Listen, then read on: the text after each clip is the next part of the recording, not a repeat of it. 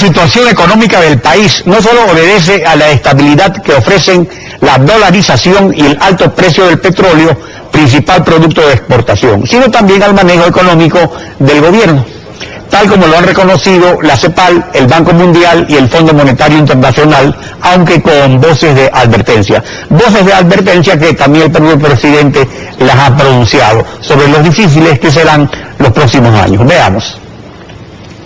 Bien, ya que estamos iniciando el año, habíamos algunas proyecciones, sobre todo económicas, para el 2014, que 2014-2015 va a ser una crisis económica, va a ser una dificultad económica, sobre todo en lo fiscal, porque estamos financiando, son años de mayores erogaciones para proyectos como Coca-Cola, Sinclair, etc. Y todavía no entran en funcionar, todavía no tenemos el rédito de esos proyectos, pero seguimos teniendo indicadores bastante buenos en lo económico, ¿no? La inflación será un 3.2%, calculamos, crecimiento real del PIB de 4.5 al 5.1%, el sector no petrolero, que es el que responde a la política económica, el que genera empleo, etcétera, incluso crecerá más, 4.8 a 5.4, y el petrolero tan solo crece 1.9, entre 1.9 y 2.5, pero al menos crece. Sectores estratégicos se invertirán casi 1.500 millones de dólares, sobre todo el sector eléctrico, lo que les decía, las hidroeléctricas. Carlos Vallaya, analista económico. Buenos días, bienvenido a Contacto Directo. Muy buenos días, muchas gracias. Las recomendaciones de las organizaciones internacionales se centran básicamente en la prudencia y en el gasto. Ese sería el meollo del asunto. Eso es lo que no se hace respecto al manejo de la economía, que se está poniendo difícil. Bueno, el gobierno ha dado un giro en la parte económica, pero no lo da en la parte política. La parte política y la parte económica tienen que ser congruentes, de lo contrario no funciona.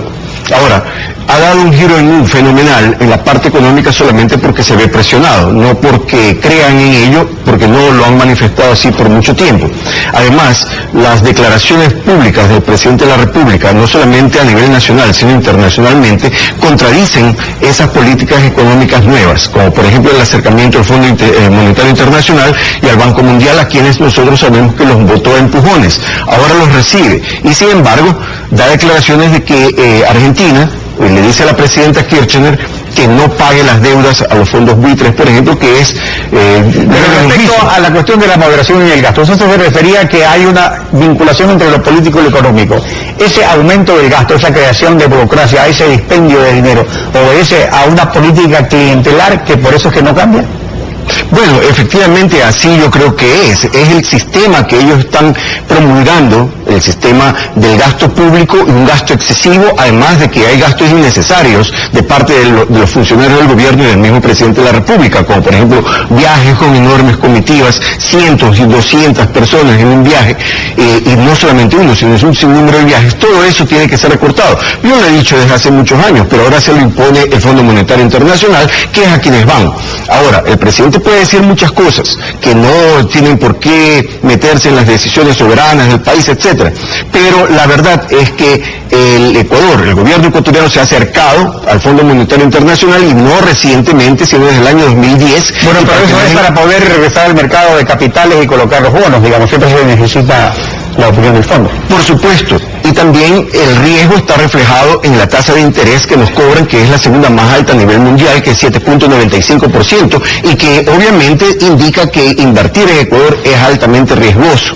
Ahora, si es que la economía del Ecuador es tan buena, entonces ¿por qué nos cobran una tasa de interés de 7.95% en los bonos internacionales cuando la tasa de interés en Estados Unidos y en Gran Bretaña es 0.25%? Bueno, pero que el riesgo país precisamente tiene esa diferencia, o sea, no se podría comparar con Estados Unidos con la tasa LIBOR de Londres, sino con las que también cobran Chile o Colombia, en efecto la nuestra es más alta, justamente por el riesgo país. Pero ahora, hay un problema aquí de fondo sobre eso del riesgo país. Usted y otros analistas vienen advirtiendo desde hace 6 años una caída en los precios del petróleo, pero eso no ha ocurrido ni parece que va a ocurrir. Entonces, ¿dónde estaría la falla del gobierno? Tal vez en menospreciar la inversión extranjera directa a la que es hostil en los sectores que no son estatales. Bueno, lo que usted acaba de decir de que del precio del petróleo, eso no es debido a la oferta y la demanda, sino que hay un premio por riesgo político en el mundo en ciertos lugares en donde el precio del petróleo es sensitivo, por eso ha estado sobre los $100 por barril. Ahora el precio del petróleo está en 91,68 centavos, $91,68 el West Texas Intermediate, que es el crudo marcador. A ellos más arriba de lo que dice nuestro presupuesto. No, porque hay que descontarle unos $10, entonces estaríamos por $80. 81 y lo presupuestado es $86.40.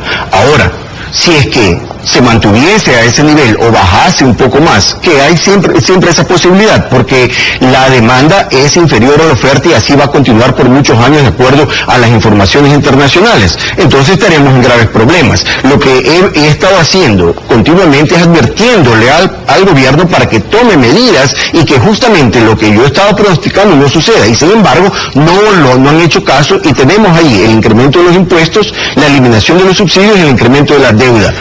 Ha tomado medidas el gobierno que han procurado mejorar los niveles en la balanza de pago, justamente cuando ha habido problemas con el precio del petróleo, por ejemplo, la restricción a las importaciones. Claro que hay otras implicaciones, pero en todo caso, las medidas que ha tomado, a veces abruptamente, sin embargo, sí le han funcionado. Bueno, pero son medidas sumamente impopulares. También el incremento de los impuestos para poder cubrir parte de su hueco fiscal, que la forma de hacerlo tiene que ser en la reducción del gasto corriente, como le dice ahora el Fondo Monetario Internacional, la reducción del gasto público, pero no lo hace. Continúan con el mismo sistema, y a mí me da la impresión que ya que lo político y lo económico no concuerdan, las medidas económicas, este giro que han dado, es solamente temporal hasta cuando puedan recuperarse, igual como lo hizo Cuba hace 2 décadas, pero eso no funciona. Ahora, volviendo al sector petrolero, en el sector petrolero lo preocupante sería más bien el crecimiento de subsidios, la importación de combustibles, que es cada vez mayor porque hay mayores importaciones, porque crece la economía. Ahora, esto no se cambia, es por los efectos políticos que tiene subir los precios. Ese realmente es el talón de Aquiles del modelo económico imperante sustentado o basado en el petróleo. Bueno, la eliminación de los subsidios ya ha sido anunciada, solamente falta que se le implemente. Pero no se la ha hecho. Sí, pero lamentablemente, de la forma como nosotros vamos, con un déficit creciente, el Fondo Monetario Internacional ha advertido al país que arrastra $5.000 millones de déficit. No dice que tenemos $5.000 millones de déficit. Lo que tenemos son $9.000 millones de en déficit, no 5.000 arrastrando. Esto significa que nosotros, el Estado ecuatoriano, a través de este gobierno, está contrayendo deuda para pagar deudas e intereses. Y el mismo presidente dice, el déficit es $5.000 millones y $4.000 millones para pagar capital e intereses. Es que ahora el presupuesto se hace con un plan cuatrianual, entonces obviamente se produce una cifra que no solo se refiere a un año, sino que se cierra año por año y luego se va en efecto acumulando un déficit en el periodo. Ahora, eso sería lo que habría que analizar, si dentro de esa perspectiva del periodo de los 4 años, ese nivel de déficit está debidamente financiado o si se está llegando a un nivel de endeudamiento que podría llegar al techo. Bueno, el nivel de endeudamiento que dice el gobierno, que es de 28% del Producto Interno Bruto, eso es maquillado, porque allí no se incluyen, en primer lugar, todas las deudas que se tienen con los chinos, que dicen que no es deuda porque es a corto plazo, porque está garantizada con el pago está garantizado con las ventas petroleras y cosas por el estilo. Deuda es deuda, así usted garantice el pago, tiene que pagarlo.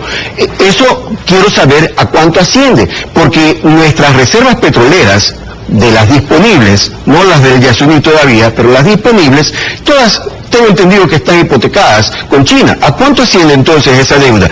¿Y acaso esa deuda no sobrepasaría los $40.000 millones? Pero es un colateral que se va liquidando y se ha ido pagando parte de esa deuda. Ahora, el problema es otro también.